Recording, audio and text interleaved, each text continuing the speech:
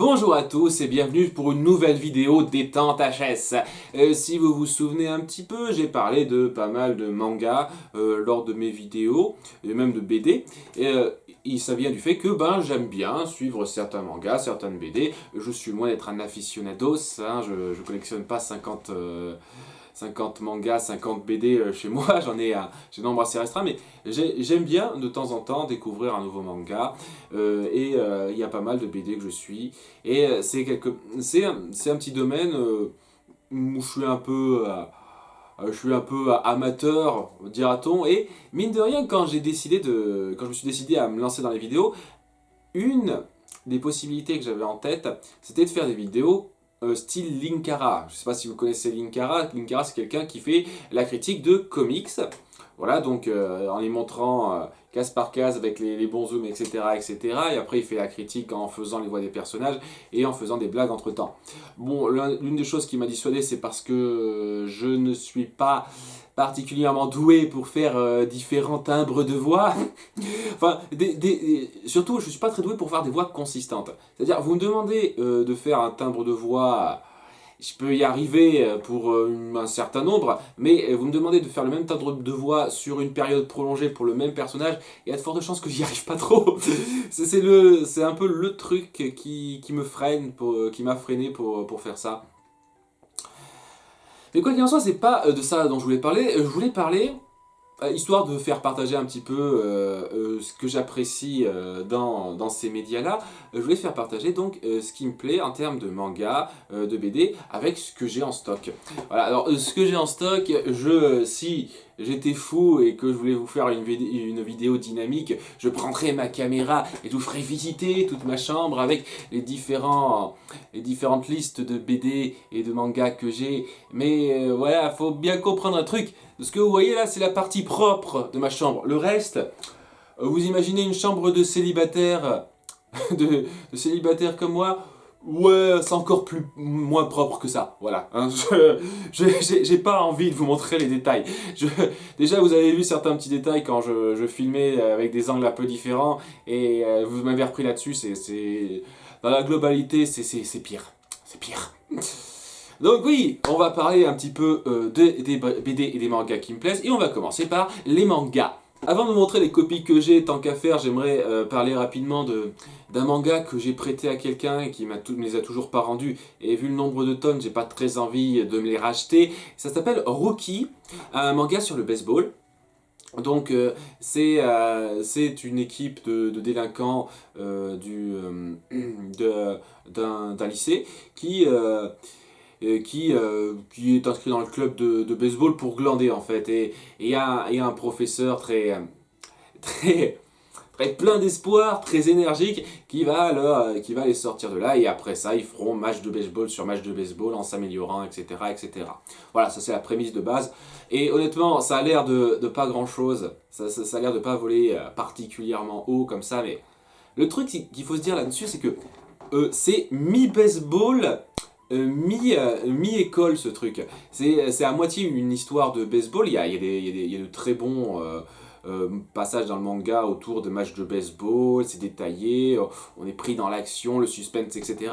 Mais il y a à peu près autant de temps dédié à tout le système scolaire.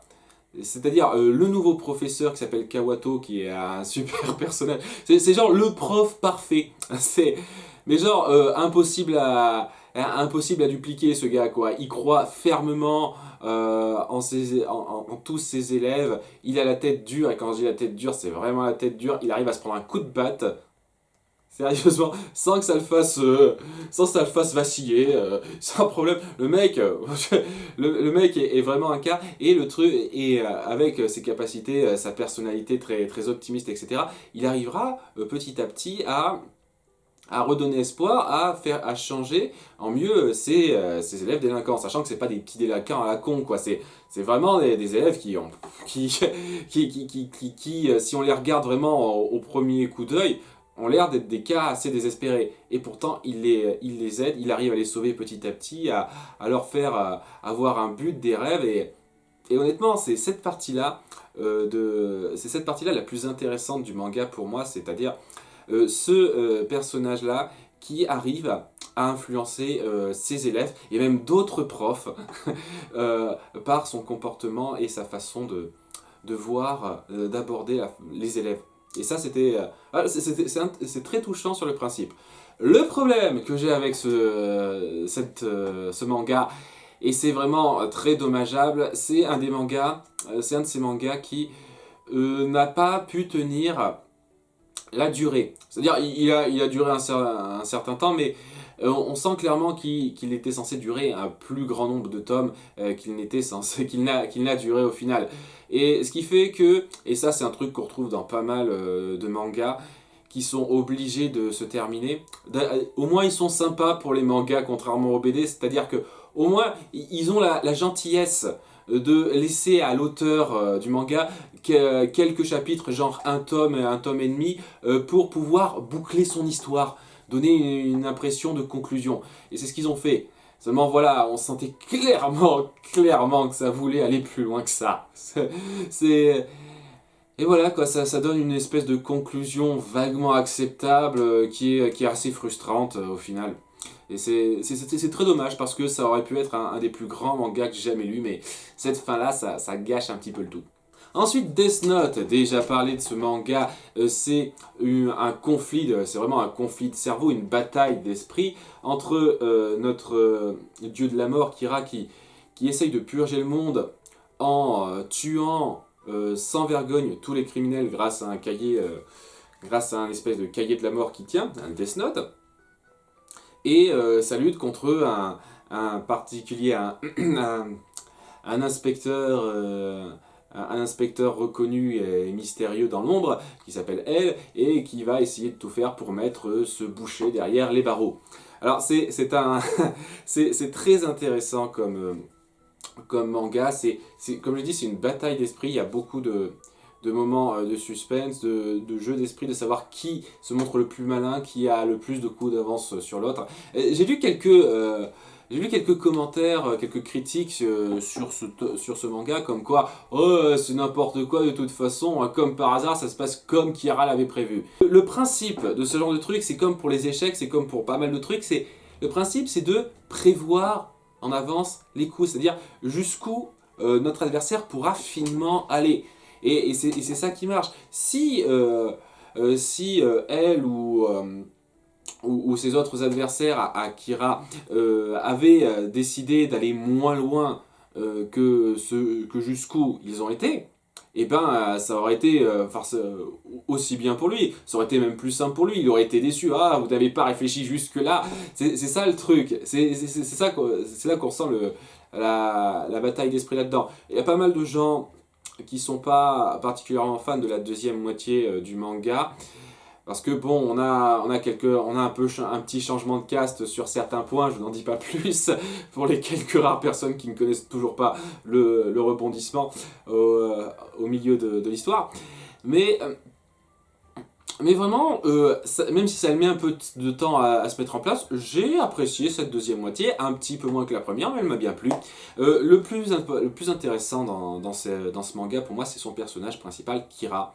C'est quelqu'un d'assez odieux envers les personnes qu'il connaît. C'est le protagoniste, techniquement, on peut dire ça. Ça se centre davantage sur lui que sur n'importe qui d'autre, même si ça se centre pas que sur lui.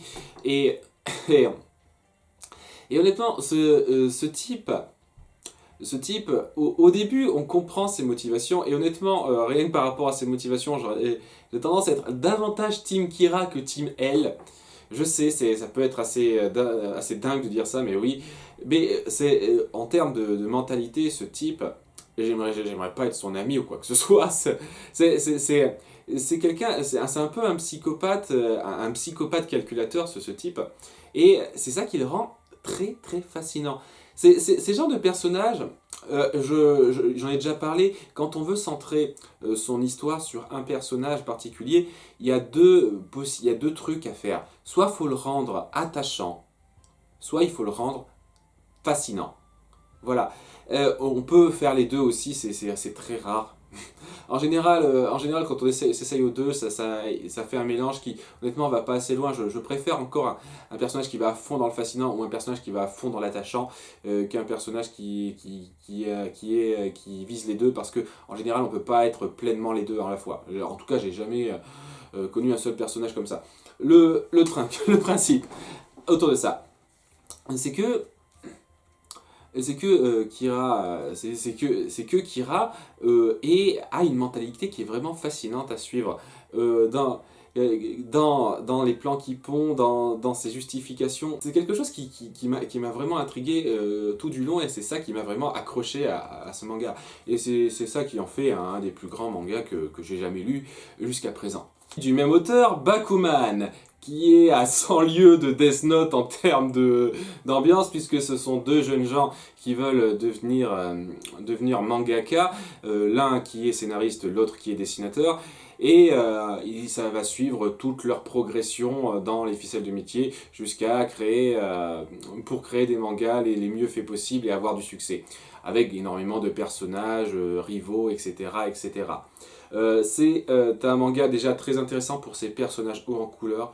Il y a beaucoup de personnages qui sont très intéressants là-dedans. Nos deux héros, la romance entre l'un des deux héros et une autre fille qui va un petit peu lancer tout ça. C'est assez drôle au début, honnêtement. Si vous connaissez pas ça, je vous laisse le découvrir parce que c'est assez drôle la façon dont ça va se lancer tout ça. C'était très amusant et ça crée une romance assez sympathique. Et il y a énormément de rivaux qui sont très intéressants, notamment leur principal rival qui est quelqu'un de très loufoque, très excentrique, hein, c'est le moins qu'on puisse dire, qui est sans doute le meilleur personnage du manga. Et bien entendu, comme je dis, il y a énormément de personnages en couleur qui sont très sympathiques. Il y en a quelques-uns avec lesquels j'ai du mal, notamment un personnage qui part au bout d'un moment pour revenir. Il y a quelques petits trucs que j'ai trouvé un petit peu discutables, c'est-à-dire certains développements. Le fait qu'à la fin, le manga qu'il crée soit censé être l'apogée de leurs œuvres, alors qu'on passe trop peu de temps sur lui, et ce qui fait que c'est dingue parce qu'il y a certains mangas, j'étais super intéressé par l'histoire, il détaillait bien. Ce dernier manga, celui qui est censé être le grand manga, etc., il détaille tellement peu ce qui se passe dans ce manga que j'ai du mal à être attaché dedans, par exemple. Voilà, c'est pour vous dire, c'est un manga très intéressant par ses personnages et par une autre chose dont je vais parler, mais il souffre de pas mal de passages un peu discutables, dispersés ci et là, qui peuvent être un peu dérangeants. Le truc le plus intéressant, je dirais, c'est tout le détail donné pour montrer comment ça se passe, un studio d'édition de manga, le Jump en l'occurrence. Et vraiment, on sent qu'il y a une espèce de... Il y a un vrai hommage rendu à ça, il y a une vraie connaissance des auteurs pour dépeindre ça.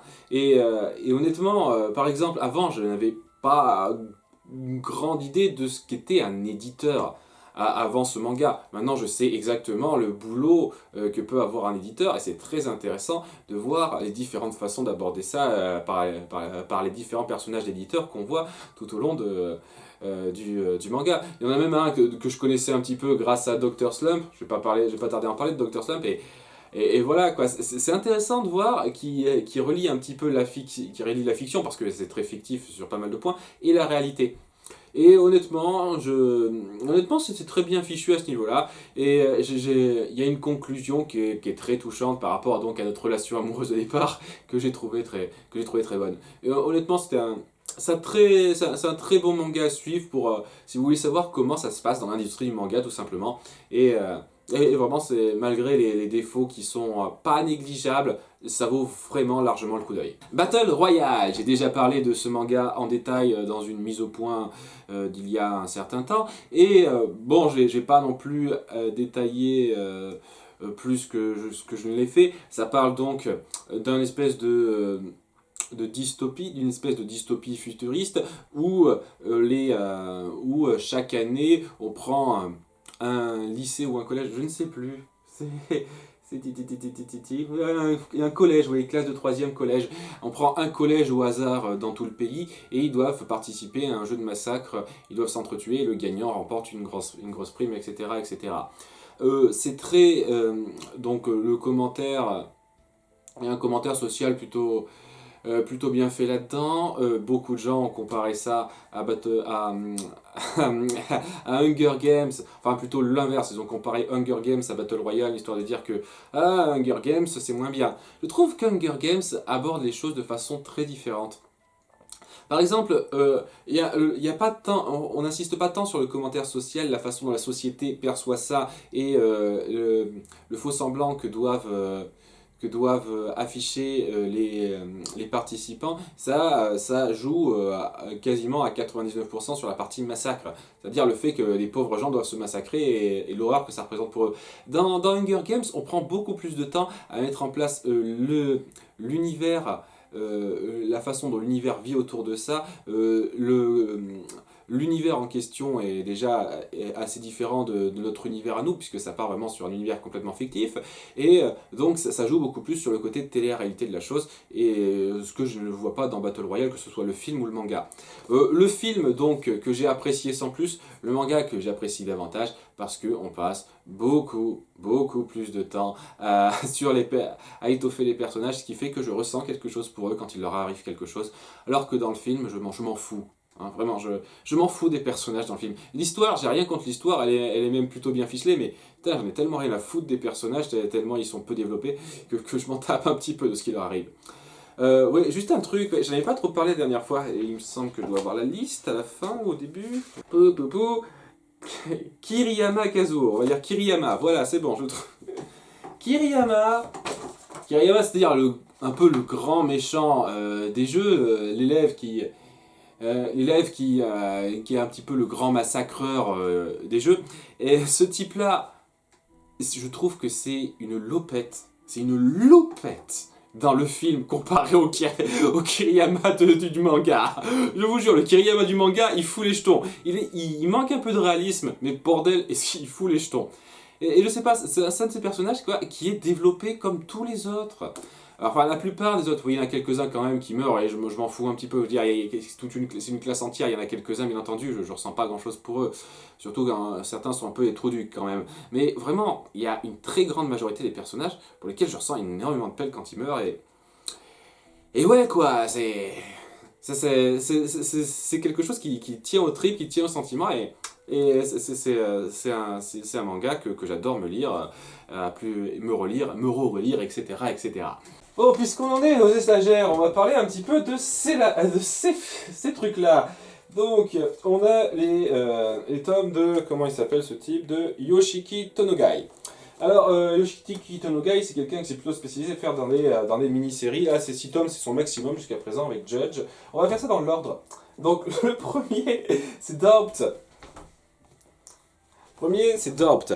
Alors, c'est classique, c'est des histoires d'horreur où on a un nombre restreint de personnages, une situation assez morbide, macabre où des gens meurent, et on se demande, mais qui est responsable de tout ça? Voilà, je vous fais le truc de base.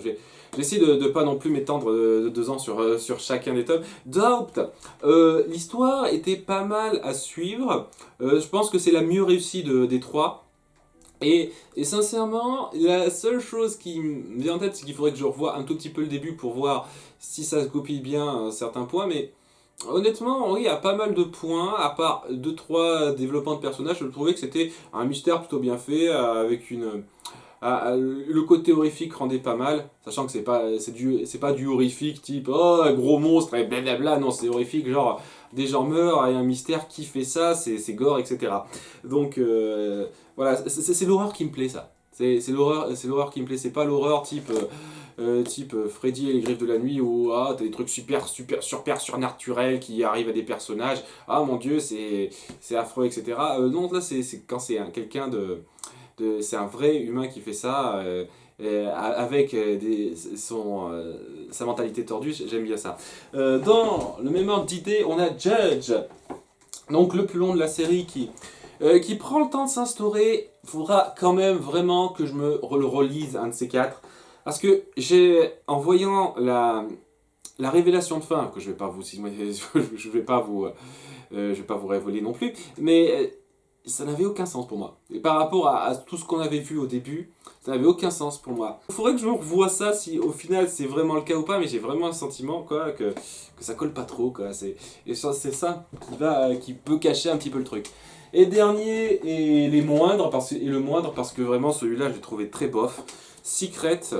Bon alors déjà c'est plus à huis clos ou quoi que ce soit, c'est à ciel ouvert, c'est un mystère donc où tout le monde est libre de ses mouvements en gros, et la résolution était pas sensationnelle. Voilà, il y a pas mal d'évolutions de personnages que j'ai trouvé un peu forcées, et ça se lisait rapidement, mais c'est clairement pas un truc que je me relirais de sitôt. Oh oh, on commence à en tenir une couche là. Ce n'est pas un bon manga. Wingman n'est pas un bon manga. Je vous rappelle, je dis rapidement, c'est un truc à la Power Rangers en gros. C'est un type qui rêve, qui rêve tellement de devenir héros. Kenta Hirono, qui rêve tellement de devenir héros. C'est un collégien. Il s'est confectionné un costume et tout. Il se croit trop, il se prend trop pour Wingman.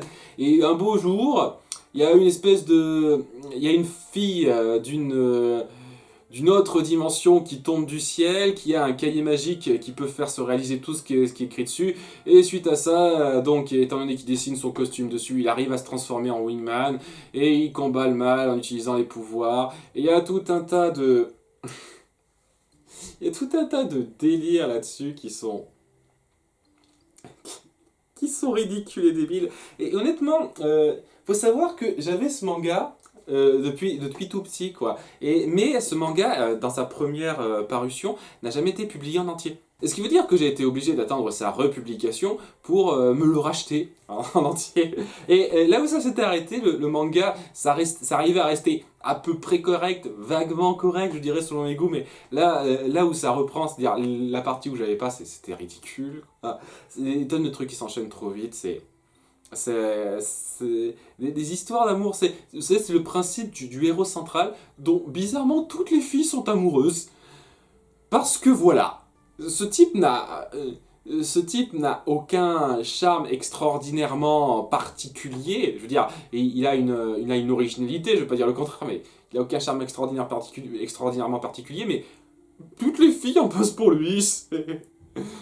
Il a une amoureuse, mais il y a une autre fille qui est amoureuse de lui, puis une autre, on découvre qu'elle est amoureuse de lui, mais il est aussi amoureuse d'elle, et il commence à ne plus être amoureuse de la fille dont il était amoureuse au début. Puis à côté de ça, il y a une espèce de chanteuse populaire qui entre dans l'eau, et au final, elle en pince pour lui aussi pendant un moment.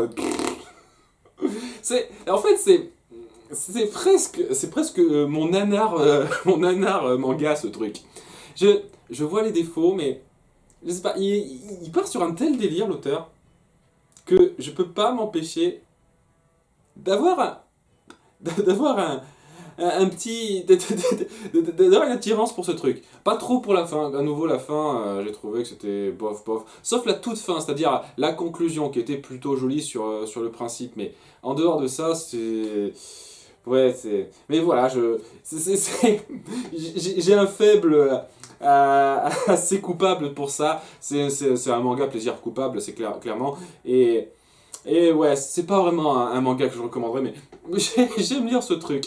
On sent aussi le côté un peu pervers de l'auteur par rapport à ça, parce qu'il y a pas mal de plans assez incohérents, parce que des fois, il y a des filles n'hésitent pas à être un peu coquines en disant «Oh, tu veux voir...» Bon, je sors sans contexte, hein, ils essayent de créer un mini contexte là-dessus. Tu rougis en voyant ma culotte, eh ben regarde un peu plus près, et paf, hein, je prends par surprise. Et des fois, elles sont complètement gênées d'être en petite tenue quand ça arrive. Je veux dire, voilà, c'est un mauvais manga. C'est un mauvais manga. Ne le regardez pas. Mais, ouais, c'est pas. Le côté délire arrive à me faire rire, et le côté pervers, ben, ça attire le pervers qu'il y a en moi. D'ailleurs, merde, j'hésite à vous le montrer, ça, mais... C'est le même auteur qui a créé cette BD-là. Enfin, c'est une BD japonaise. M pour Mazo. C'est la seule BD érotique que j'ai jamais achetée de ma vie. Est-ce que c'est une BD érotique?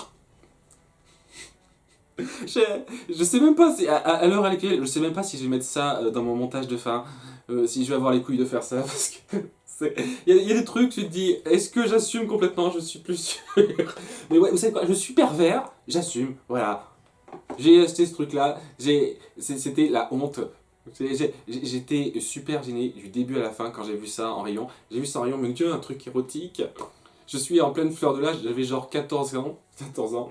Je me dis, non, non, non, je pense quand même que j'avais 15-16 ans quand même. C'est, ouais, on va, ils ont quand même laissé passer ça sans trop discuter. Donc j'ai mis ça dans mon truc, en plus d'autres petits trucs histoire de noyer le poisson. Et quand il a passé, quand la femme a passé ça au rayon, je me suis dit, et puis c'est passé, elles en avaient rien à foutre, hein, mais j'étais complètement comme ça. Ouais, vraiment, cette histoire est nulle, hein, je vous cache pas.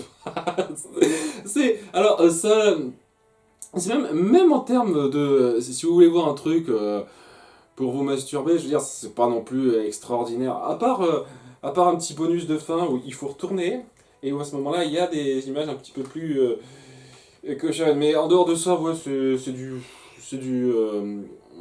l'érotique assez soft. Et ouais, non, c'est plus un hashtag que je regrette qu'autre chose, mais dans un sens, ça me donne des souvenirs un peu particuliers, donc je le regrette à moitié. Bon, ensuite, un manga qui ne parlera pas à grand monde. Ouais, bon, hein, je vais pas en parler en détail, hein, de toute façon, personne connaît. Bon, ok, Dragon Ball. Et je dis bien Dragon Ball, je suis fan de ça. Depuis genre le tome 3 comme ça. Parce qu'il existe 3 types de tomes. Étant donné que j'ai dû compléter ma collection, j'ai les 3 types. J'ai donc le tome normal, le demi-tome, c'est-à-dire le truc qui fait 2 fois moins de pages, et le double tome Mouse Costaud qui fait le double de pages. Voilà. Bon, je vais pas dire ce que tout le monde n'a pas déjà dit sur ce manga. C'est un incontournable si on est fan de manga en règle générale. Ok, beaucoup de gens résument ça à la baston, les bastons sont sympas, mais le plus intéressant pour moi c'est quand même l'ambiance très particulière qui se dégage de ça, et ça vient en grande partie des personnages. Énormément de mangas qu'on peut voir, Naruto déjà, rien dit ça Naruto parce qu'il n'est pas dans cette liste, j'ai lu jusqu'à un certain moment, je l'ai pas ici. Naruto, si vous regardez les personnages, vous pouvez trouver ces archétypes de personnages ailleurs. Vraiment, hein, c'est le personnage de Naruto, le personnage de Sasuke et d'autres sont des personnages que vous avez déjà vus ailleurs, qui sont communs. Les personnages dans Dragon Ball sont super originaux. Je veux dire, je ne vois pas d'équivalence. Ce sont pas des, pour la plupart, ce sont vraiment pas des stéréotypes de personnages. Ce sont vraiment des personnages qui sont propres à eux, qui ont une personnalité bien à eux. Et je pense que c'est la force de ce manga-là, le fait de donner à ces personnages un côté très unique qui est aussi attachant et très intéressant, qui les rend vraiment et qui rend ce manga très, très prenant. Bon, après, c'est pas pour dire, mais mine de rien, j'aurais pas mal de choses à dire sur l'histoire, hein, pas mal de choses qui se goupillent pas, des incohérences. Je veux dire, sérieusement, ça c'est un jeu que je me fais avec le manga Dragon Ball. Chaque fois que je me le relis, chaque fois que je me le relis, je me dis, ah, ok, ça n'a pas de sens, ah, ça c'est pas cohérent avec ça colle pas avec ça. Et plus j'avance, plus on va loin dans la saga Boo, par exemple, il y a énormément de trucs à redire. Et, et j'ai beaucoup de trucs j'ai beaucoup de choses à redire. Sachant qu'il y a certains points qui m'embêtent légitimement, hein. Je trouve pas que ce soit un manga parfait. Il y a des choses à redire dans ce manga. Mais voilà, il a des personnages tellement forts, et pas seulement en termes de puissance, que ça fait que pour moi c'est un incontournable. Même si c'est pas, je ne le dirais pas dans mes mangas préférés de tous les temps non plus. Et puisqu'on parle de Toriyama, Dr. Slump, et c'est très intéressant de faire le comparatif entre Dr. Slump et Dragon Ball, parce que ça commence un peu de la même façon. C'est un truc partiellement déjanté, semi-sérieux, très semi-sérieux et majoritairement déjanté. Et c'est pareil, vous regardez les premiers, les premiers chapitres de Dragon Ball et les premiers chapitres d'Arale, enfin de Dr. Slump, et vous voyez que, ouais, ça essaye. Ça part dans le délire, mais ça essaye quand même de garder un côté un peu sérieux. Vraiment, vous regardez hein, les premiers chapitres d'Arale, de Dr. Slump. Je sais pas pourquoi je dis râler à chaque fois. Je sais que c'est l'héroïne, mais bon. Ça part sur un truc, bon, majoritairement délire, mais avec une pointe de sérieux. Mais ça a décidé de partir dans la direction complètement opposée de Dragon Ball. Dr. Slump a décidé de partir sur le loufoque pur et dur, le délire complet, alors que Dragon Ball a décidé de partir de plus en plus vers le sérieux. Bon, sérieux avec de l'humour quand même. Dr. Slump, c'est un manga que j'adorais quand j'étais ado, jeune ado. Aujourd'hui, je l'apprécie. Mais ouais, je sais pas, le fait d'avoir grandi en mentalité fait que il y a pas mal des blagues, des délires qui me font plus rire autant et auxquels j'accroche un peu moins. Et puis mine de rien, après coup, quand je me relis le côté un peu sérieux de Dr. Slump, je me dis que ça me manque ça aurait pas été trop mal de garder un petit côté sérieux ou d'essayer de mettre en place des histoires un peu plus sympathiques ou développées. Ça a quand même été un petit peu le cas. À certains moments, il y a eu certains arcs qui étaient intéressants. Donc là, c'est les moments que je préfère, quoi. Quand ils font des arcs, notamment à partir du docteur Moshirito, qui est une parodie de l'éditeur de Toriyama. Voilà, honnêtement, si vous ne connaissez pas, s'il y a un éditeur que vous devez connaître, c'est celui-là. Et ouais, donc il en a fait un espèce de méchant, un personnage de méchant, qui est un peu le grand méchant de l'histoire.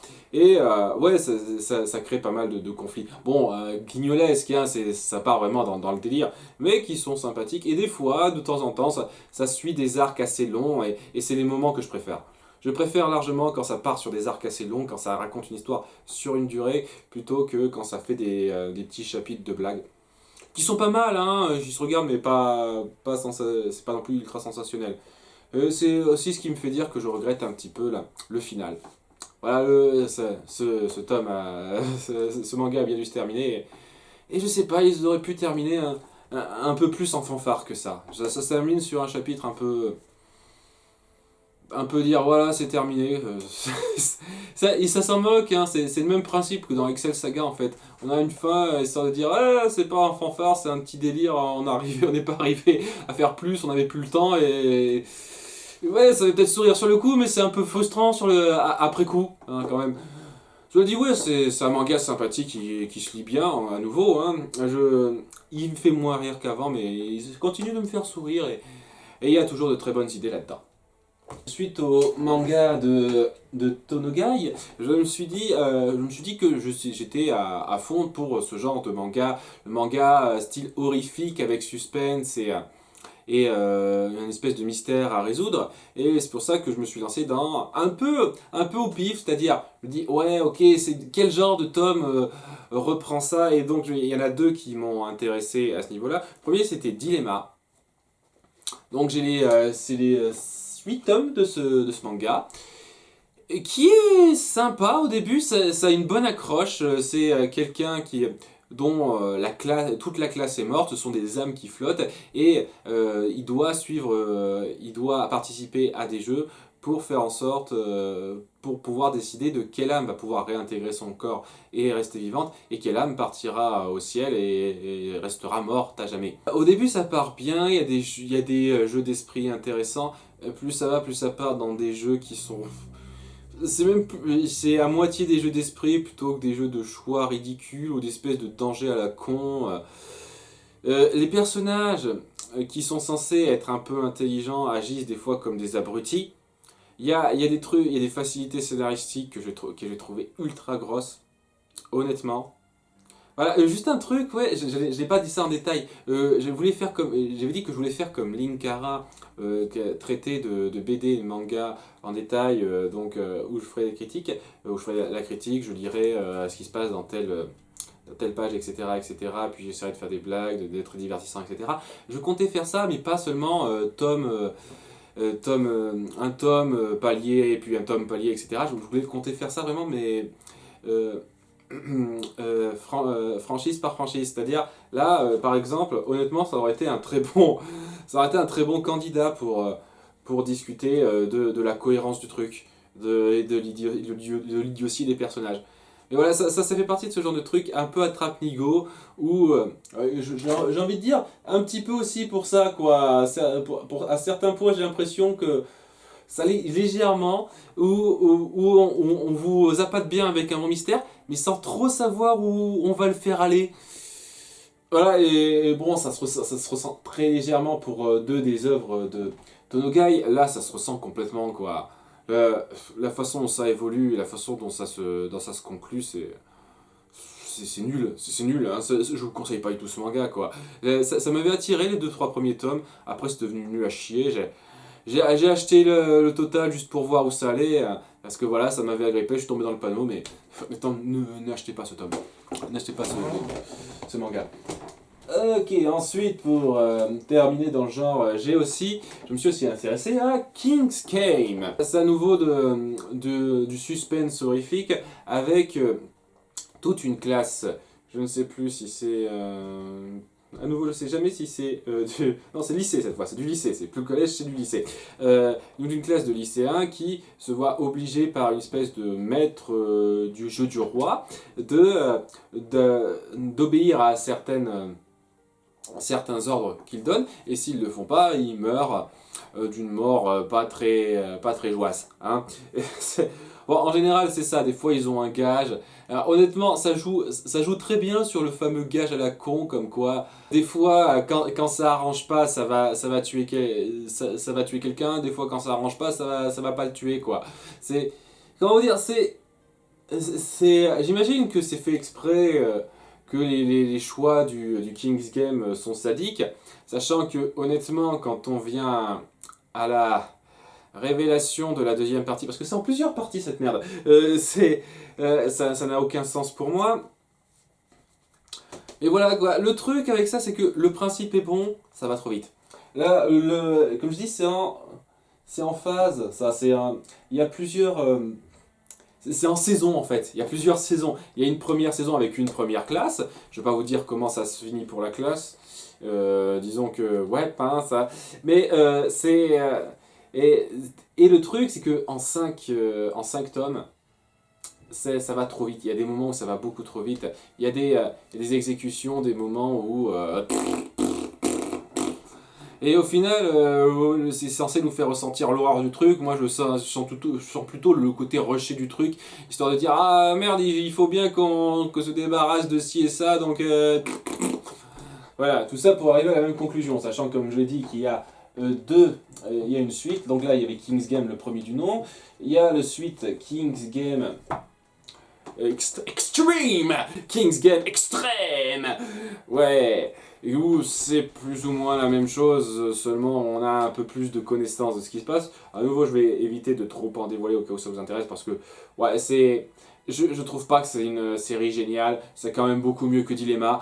Ça se lit quoi. Et honnêtement, les fois où ça prend le temps d'instaurer les personnages, de les faire interagir, de les faire évoluer un petit peu entre eux, c'est plutôt bien fait. Honnêtement, là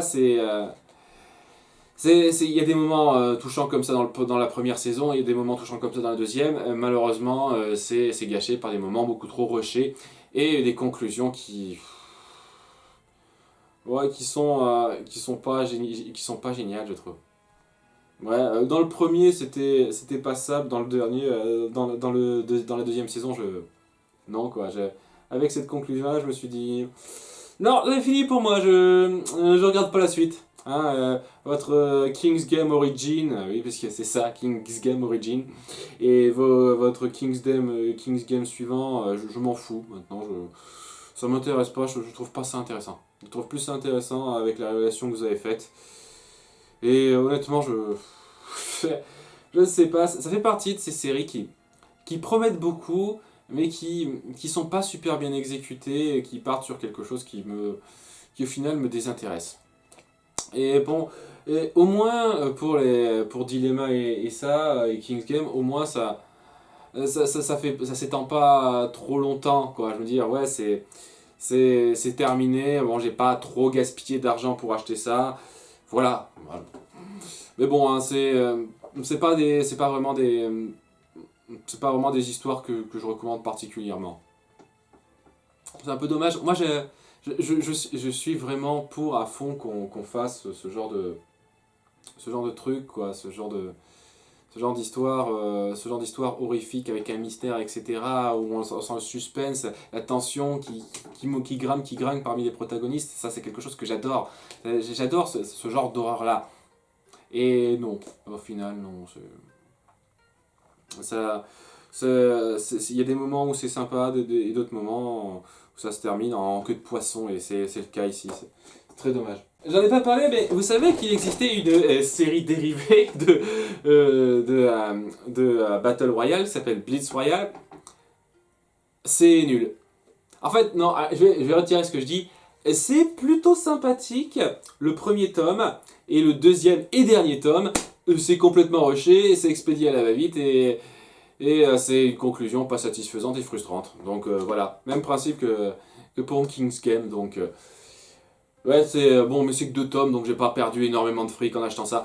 C'est histoire de dire que, voilà, si ça vous intéresse, il y a ça. Il y en a beaucoup de gens, il y a beaucoup de gens qui ont critiqué Blitz Royale par rapport à ses graphismes qui diffèrent beaucoup trop de ceux du premier. Honnêtement, c'est vraiment pas ça qui m'a dérangé. Je trouvais que ça allait, ça passait correctement les graphismes. Bon. Mais bon, c'est l'histoire quoi qui devient trop expédiée au bout d'un moment. C'est vraiment dommage. Un autre manga que je ne retrouve pas, alors que je jurerais l'avoir, mais voilà. Chambre de garçons célibataires, hein. Magic Knight Warriors, un manga sur des lycéennes ou des collégiennes, on va dire des collégiennes, qui se retrouvent happées dans un monde enchanté tout d'un coup, et où elles vont se découvrir des pouvoirs magiques, où elles devront sauver une reine kidnappée par un espèce de méchant type, et en devant combattre ses sbires, des monstres en tout genre, etc., etc. Voilà, ça a l'air très, ça fait très, c'est très Magical Girl, c'est Magical Girl sur le principe. La première moitié peut paraître très bateau, très manichéenne, et c'est en 2 parties ce manga. La première partie se termine de façon assez étonnante, assez inattendue, et ça part sur une deuxième partie qui est vraiment beaucoup moins manichéenne que la première, et c'est vraiment le truc qui m'a le plus plu là-dedans. Vraiment, c'est... bon, déjà, les héroïnes sont sympathiques. Il y a des moments un petit peu trop niais pour moi, je le cache pas, mais en dehors de ça, ouais, pour un manga relativement court, je trouvais que c'était bien fichu. C'était bien fait. C'est du Magical Girl qui me parle bien, contrairement à Sailor Moon au bout d'un moment où ça m'a fait chier. Voilà, donc c'est pour ça que je voulais en parler. C'est le seul manga Magical Girl que j'ai réussi à suivre. Donc ça vaut quand même quelque chose. Ensuite, Parasite, un tout autre registre. Notre planète est envahie par des parasites qui prennent le contrôle des gens et on se transforme en espèce de machin monstrueux qui peuvent prendre le contrôle du corps et qui ont des espèces de pouvoirs surhumains. Notre héros, en fait, c'est quelqu'un qui a empêché un parasite d'aller jusqu'à son cerveau et qui l'a contenu dans son bras. Et de ce fait, il n'y a que son bras qui peut se transformer en espèce de truc bizarroïde avec la force surhumaine. Et donc, durant tout ce temps-là, il, il va devoir vivre avec ça et lutter contre différents parasites qui tombent sur son chemin. C'est très... Il y a pas mal de moments gore, de moments assez déchirants là-dedans. Il y a pas mal de passages que j'ai trouvé un peu forcés, je dois dire. Sérieusement, il y a un moment autour... dis donc, comment est-ce dire ça sans spoiler? Il y a un parasite qui prend possession comme par hasard d'une certaine personne. Alors ça crée le drame, mais cette certaine personne en question, c'est vraiment la putain de la putain de coïncidence puissance 1000 quoi, je trouve. C'est histoire de dire quoi, c'était le truc. Il y a des petits trucs assez gros comme ça, des espèces d'explications des petits Deus ex machina aussi qui gâchent un petit peu l'histoire, mais pas énormément. Honnêtement, si j'ai pas particulièrement accroché à une bonne partie des personnages, l'histoire se suivait bien, il y avait pas mal d'éléments psychologiques, philosophiques là-dedans qui étaient sympathiques, vraiment bien pensés. Et la conclusion était plutôt était très satisfaisante. C'est un tome qui à nouveau vaut le coup d'être lu. Je vous présente mon plus gros plaisir coupable au monde. Ce manga n'est pas bon, je suis désolé, ce manga n'est pas bon. D'après mes critères, ce manga ne devrait pas être qualifié de bon. Ce manga regorge de délires gratuits, de gore ridicule, d'enchaînements d'histoires qui n'ont pas forcément, qui n'ont pas toujours du sens, de trucs qui ne vont absolument nulle part, de choix très discutables. Je veux dire, il y a un moment donné, je vais essayer de... je vais vous raconter l'histoire de base.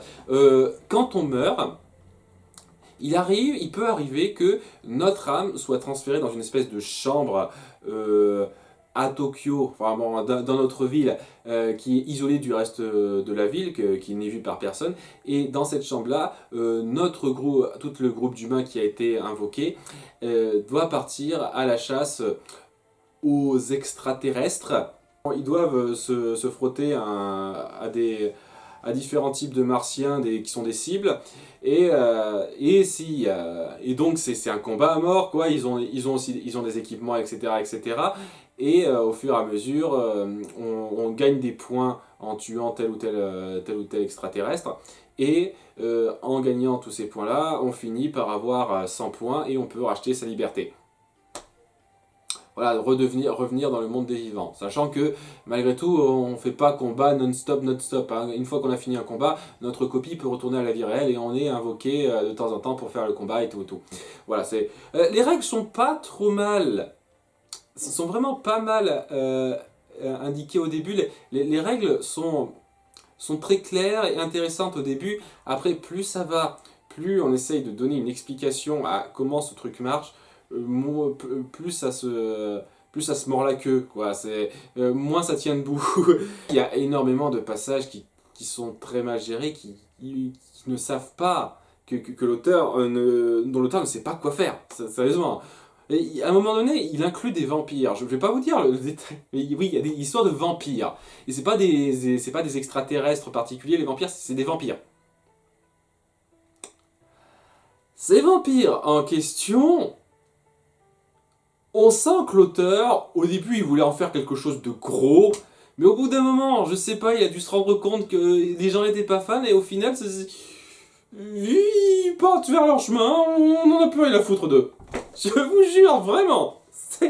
Je pourrais sincèrement faire une critique détaillée de chaque tome, à la Linkara, par rapport à la cohérence de l'histoire, etc., etc., tellement j'ai de trucs à dire. Ça, c'est un des tomes qui m'a inspiré, c'est un des mangas qui m'a donné l'inspiration de pouvoir me dire, ah tiens, je pourrais peut-être faire comme Linkara, seulement cette fois, je vais pas m'attaquer à une BD comme ça à part, je veux dire, toute une série de mangas qui, du début à la fin, histoire de faire une grande critique détaillée. Et sérieusement, ça c'est un truc, ça aurait été un sujet de choix. Je veux dire, tellement il y a de trucs à redire là-dedans. Après, mine de rien, je peux pas pardonner ça. Je peux vraiment pas pardonner ça. Il gère mal tellement de trucs dans ce manga. Je peux vraiment pas dire que c'est un bon manga. Honnêtement, tous les points de vue que je peux me dire, ce manga n'est pas bon. Il y a des bons moments, il y a des bons moments de personnages, il y a une très jolie romance à un moment donné, il y a des trucs qui me plaisent là-dedans, légitimement, mais il y a beaucoup de trucs que je trouve trop nazes. Mais vraiment, sincèrement, j'adore ce manga. Sérieusement, j'ai fait un top 3, j'ai fait mon top 3 des mangas préférés, et ben ça c'est mon 4ème. Je déconne pas, j'adore ce truc. La violence, le sexe gratuit, parce que, ah ouais, alors du sexe gratuit, attends, tiens, ouais, je peux vous montrer d'autres couvertures, voilà. Gratuit, hein, gratuit. Et je peux vous dire, ça, si vous trouvez que ça, c'est borderline, il y a des moments, ouh. Et c'est pas pour porter un propos ou quoi que ce soit, c'est parce que l'auteur est un pervers. Et moi aussi, donc ça me plaît aussi, mais en toute honnêteté, je peux pas dire que ça fait une bonne histoire, quoi. Je veux dire, c'est pas parce qu'on met du cul à un moment donné que je dis ah ouais, c'est bien génialissime, non, c'est pas ça le truc. Ce truc en fait des caisses, et je pense que c'est peut-être pour ça qui fait que j'ai cet attachement particulier pour ce manga.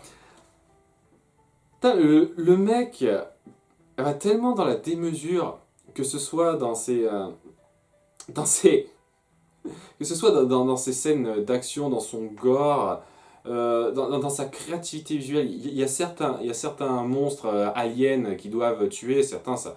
Visuellement, putain, le mec, il est cherché loin. Hein. Il va tellement loin pour justifier certaines scènes de cul qui ne sont pas justifiées au final, la perversité de certains personnages, etc., etc. Il y a un côté fascinant, mais une sorte de fascination légèrement morbide là-dedans. Ouais. Vous voyez ce que je veux dire? Qui fait que, honnêtement, je peux pas m'empêcher d'adorer ça. Après, d'adorer ça, c'est-à-dire que tous les trucs mauvais qui sont nombreux, il y a cette fascination morbide chez moi qui fait que j'arrive à accrocher et ça permet de me faire apprécier les trucs que je trouve bien faits. Parce qu'il y a, comme je dis, des trucs bien faits. C'est pas juste un gros nanar du début à la fin, comme on pourrait voir ça. Il y a des moments qui sont légitimement bien fichus, plein de suspense, assez touchants. Et à un moment donné, je vais pas entrer dans le détail, mais il y a un personnage qui meurt, important pour une certaine personne, et cette personne-là, en découvrant le cadavre de cette autre personne, et bah, elle se met à pleurer. Seulement, voilà, elle pleure pas à la hollywoodienne, elle pleure comme on pleure nous, c'est-à-dire la morve qui coule, il sait pas bien parler, etc., etc. C'est assez touchant, quoi, parce que on arrive à davantage s'identifier à cette perte-là. Il y a pas mal de petites touches ci et là qui sont plutôt bien faites. On sent que ce type est passionné par son manga. Par contre, voilà, il explique très mal, je dis bien très mal, la logique, la cohérence de l'univers qu'il crée. Il y a énormément de moments de personnages qui sont inutiles, des personnages qui sont mal gérés. Je ne dis pas ça, je pourrais parler des heures de ce manga. Je pourrais parler des heures de ce qui va pas dans ce manga. Et de ce qui est intéressant aussi, parce qu'il y a des trucs intéressants. Ce truc, c'est un ovni que je m'attendais pas à voir, et je suis tellement content de l'avoir. Euh, c'est, euh, je sais pas si je pourrais vous recommander. Je pense que pour beaucoup d'entre vous, ce manga sera nul. Et je comprendrai très bien, je ne vais pas le défendre. Mais il part dans un délire qui arrive à m'agripper tellement, même en étant aussi discutable que j'adore ce truc. Et enfin, le meilleur pour la fin, Fly! Oui, j'en ai déjà parlé, Fly, le plus grand des héros, c'est Fly. Qui se souvient encore du générique de Bernard Minet? Sérieusement, je m'en souviendrai toujours de ce générique. Fly, mon manga préféré de tous les temps, et c'est pas prêt d'être dépassé à un moment donné. C'est un manga d'heroic fantasy qui peut paraître tout simple au début. On a un jeune garçon qui rêve de devenir héros, et les circonstances feront qu'il sera un peu obligé de participer à des petites quêtes héroïques jusqu'à un grand fléau qui vient s'abattre, le seigneur du mal qui est de retour qui et qui s'en prend à la terre et les humains, etc., etc. Et il va partir en quête pour battre tous ses sbires, toutes ses forces armées, en trouvant de nouveaux compagnons sur sa route. Très basique, on est d'accord, très basique sur le principe. C'est de l'heroic fantasy.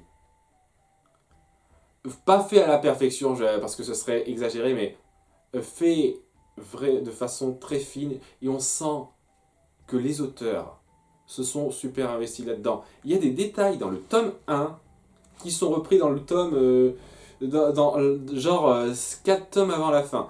Merde, oui, un détail dans le tome 1, justement, par rapport à un certain personnage, le personnage de Gomme, c'est une créature qui s'appelle Gomme, elle est mignonne comme tout, qui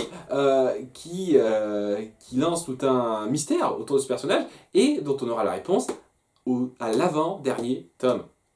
Et on sent vraiment qu'ils ont parfaitement mis ça en place. Ils instaurent le mystère autour de ça, ils ils le font grossir de plus en plus, et à la fin ils y répondent, et c'est super satisfaisant. Alors, il y a énormément de moments ultra touchants par rapport à nos personnages. Je le dis, donc il y a notre héros Fly, mais il y a énormément de personnages qui sont vraiment vraiment attachant. Mon personnage préféré de tous les temps, c'est l'alcoolique qui s'appelle Pop. Vous êtes habitué à l'appeler Pop, moi je suis habitué à l'appeler Popu. Hein, c'est comme ça que ça s'écrit, P-O-P-P-U. Moi j'ai toujours dit Popu, mais je sais que ça doit se dire Pop. Ce type-là, c'est mon perso fictif préféré. Sérieusement, c'est le personnage fictif préféré, tout support confondu. Tellement son évolution est bien faite, tellement je le trouve touchant, tellement il arrive à la fois à me faire rire et à la fois à me faire pleurer. C'est le manga qui m'a le plus fait pleurer dans ceux que j'ai vus parce qu'il y a des scènes qui sont tellement fortes. Et, euh, et j'en ai déjà parlé, mais vraiment, là où la série s'est arrêtée, là, la série animée tirée du manga s'est arrêtée, c'est là où l'histoire commençait vraiment à monter un cran au-dessus, à devenir vraiment ultra palpitante. Ils sont arrêtés au pire moment, en fait. C'est... C'est très frustrant quand on y pense. Sachant que, honnêtement, c'est comme pour Dragon Ball. Honnêtement, Dragon Ball, je m'en fous un petit peu de me regarder, de me taper la série. D'accord, ça bouge, c'est en couleur, etc. Mais honnêtement, je préfère largement lire les mangas. Les mangas sont mieux faits. À part quelques détails. La série animée a apporté quelques détails sympathiques, mais en dehors de ça, c'était surtout, il y avait beaucoup de remplissage, ça allait trop lentement à certains moments. Ouais, j'ai pas trop accroché à ça. Mais honnêtement, ce manga a tellement de rebondissements, a tellement de personnages fascinants. Il y a des méchants qui sont super fascinants. Le méchant principal, Ban, ou Vern, voilà, ça dépend des noms, j'essaye de me faire aux deux noms, mais moi je suis tellement habitué au nom de cette version-là qui est nulle. Hein. Fly, c'est un très mauvais choix de nom hein, par rapport à une révélation qu'on aura plus tard dans le manga, mais je suis trop habitué à ce nom-là. Et c'est... Enfin, le grand méchant, Vern ou Ban, ce type, au début on peut croire que c'est juste un grand méchant, haha, je vais tuer l'univers. Ce type en impose tellement, ses motivations sont tellement au-delà de ce qu'on pourrait croire.